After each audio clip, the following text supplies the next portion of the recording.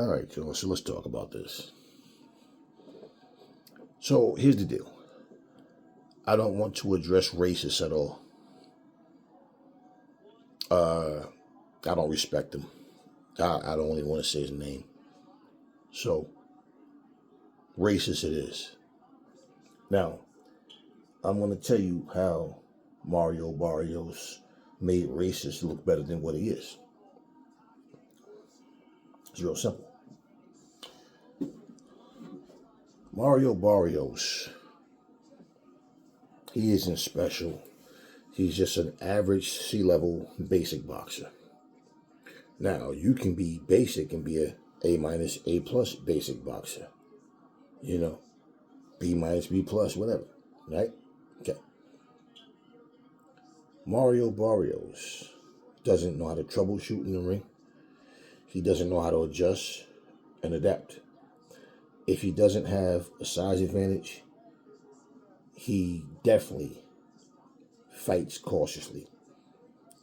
This is the same guy that got folded with a body shot from Tank Davis at 135 pounds. No, the weight didn't bother him. He felt fine. Tank just folded his ass.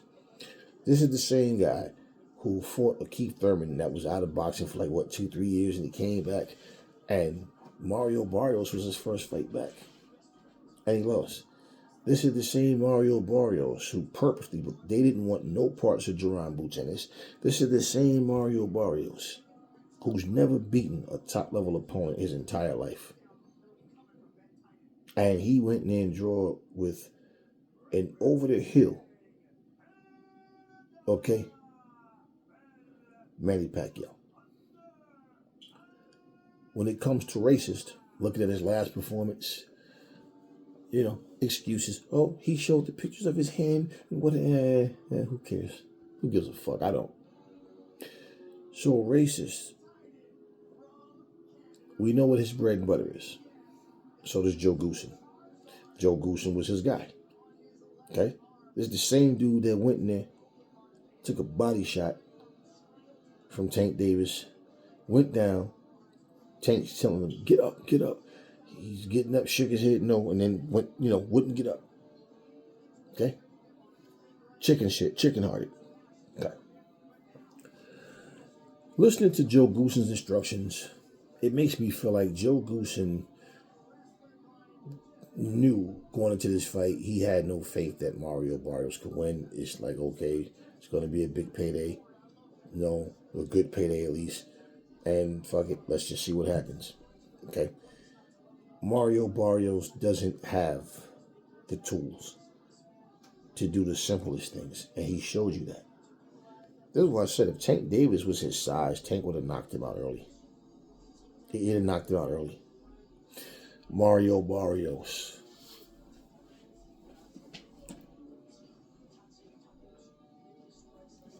I'm going to show you the stupidity. You have to beat speed with timing. Now, there was no head feints, no nothing to really, right? Nothing. He's fighting racist fight the entire time. Instead of him making racists come to him. See, when someone has a speed advantage over you and they have power, and you don't have the reflexes to get out of the shots in time. Now, in a situation where you're still a little bit taller than racist, the problem with Barrios too is this. He doesn't keep a tight defense. He does this shit. Elbows open. Right? So he gets hit with body shots. You can come up the middle on him with the uppercut. He was so worried about getting hit, he was scared to get hit, that it limited his offense. And where you see where you have to make it a dog fight, and when have you ever seen Mario Barrios do that? That's not who Mario Barrios is. So you're expecting something out of him that you've never seen him do. Mario Barrios himself could probably watch another fighter do the same thing as he was doing and know what to tell them, but he himself can't do it. Instead of him making racists come to him, because racists going to have to come in with the jab, come in, Now he's going to have to lunge with that left hook, lunge with the right hand, because you're not standing right in front of him. All Racist was doing was standing there. Mario Barrios, even these terminations, same thing. No head movement, no feints, no nothing, no keeping his head off the center line, pulling just to make Racist throw something, to commit to something so he can counter him, nothing. He's not parrying shots. He's not doing any of that shit. He's not doing any of that shit. You know what Racist is doing? Racist knows he can get that right hand. He's seen it right from the very beginning of the first round. He knows he's faster, and he can see that Mario Barrios was scared to commit. Let's say it like it is. Cautious and scared are two different things. He was scared to commit to anything. And he had no second gear, no third gear, no fourth gear, no nothing, because he is a basic C- fighter. He's average. Nothing special about him. He's not Dimitri Bivol. Bivol is a basic high-level fighter. Barrios is a basic low-level fighter.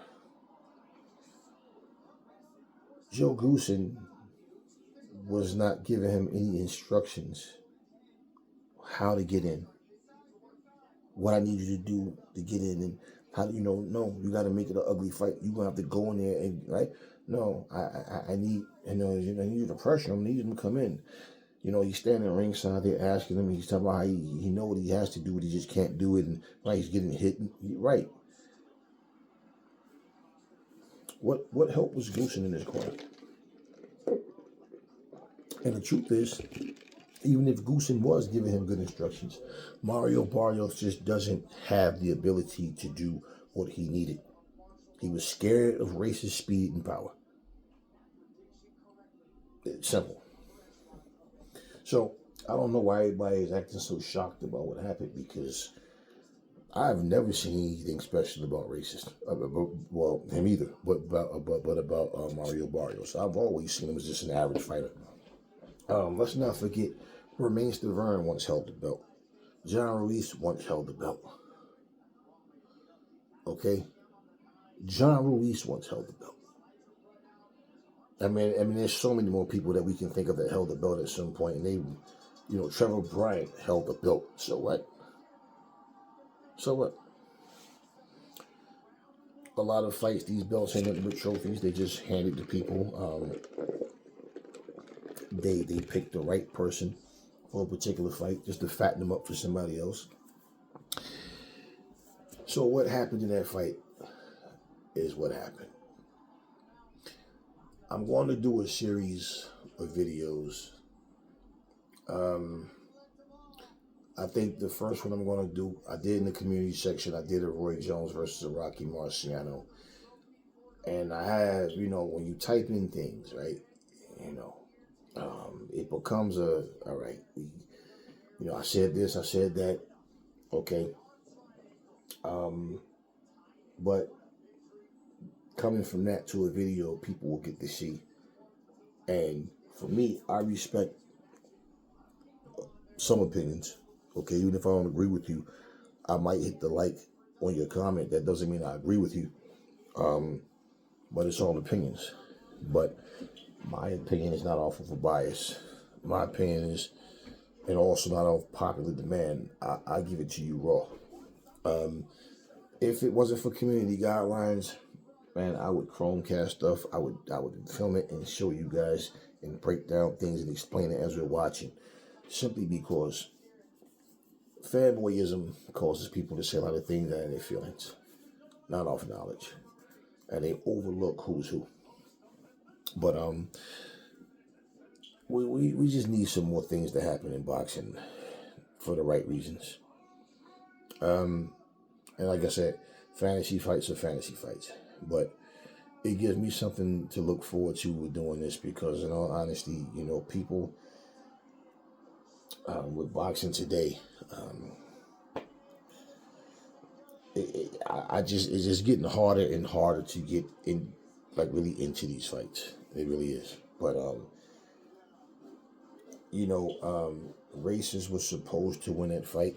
I didn't care who won. Well, if I had to pick somebody, of course it wouldn't have been him.